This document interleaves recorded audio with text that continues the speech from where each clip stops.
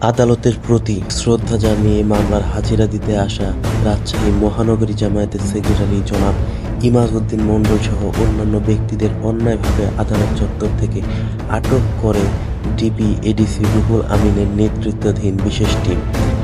এই সময় ছবি তোলার অভিযোগে ৩ জন সাংবাদিককে আটক করা হলে ডিবি অফিসের সামনে সাংবাদিকদের অবস্থান কর্মসূচি চলে।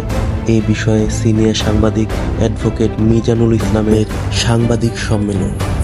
আমি অ্যাডভোকেট মিজানুল ইসলাম, আমি ইমাজউদ্দিন মণ্ডল, কেরামত আলী এদের আইনজীবী। পাঁচতলা বিল্ডিং যেটা জেলা জজ আদালতের কর্নারে, এইখানে পুলিশ তাকে বাধা দেয়, উপরে যেতে দেওয়ার চেষ্টা করে, আটকের চেষ্টা করে ডিবি পুলিশ, এবং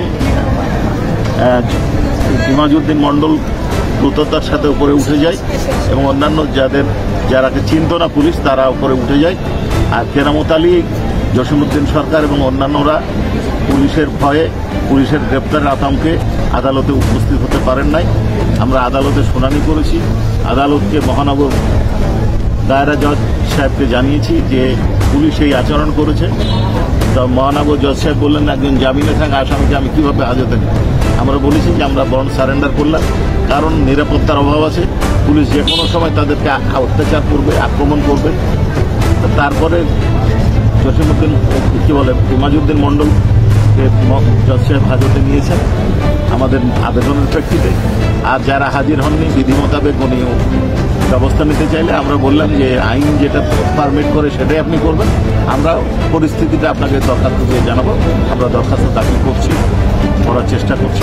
ইতিমধ্যে অন্য যাদের জামিন এর জন্য আমরা আবেদন করেছিলাম, জজ সাহেব তাদের স্ট্যাটাস অর্থাৎ তারা যে অবস্থায় ছিল সেই অবস্থা থেকে নথি তলব করেছিলেন, কিন্তু তারা যখন বিল্ডিং থেকে পাঁচতলা তাদের বিল্ডিং থেকে নামে, সংখ্যাটা একজ্যাক্ট আমার জানা নাই, তবে 20-এর অধিক হবে, তাদেরকে পুলিশ গ্রেপ্তার করেছে।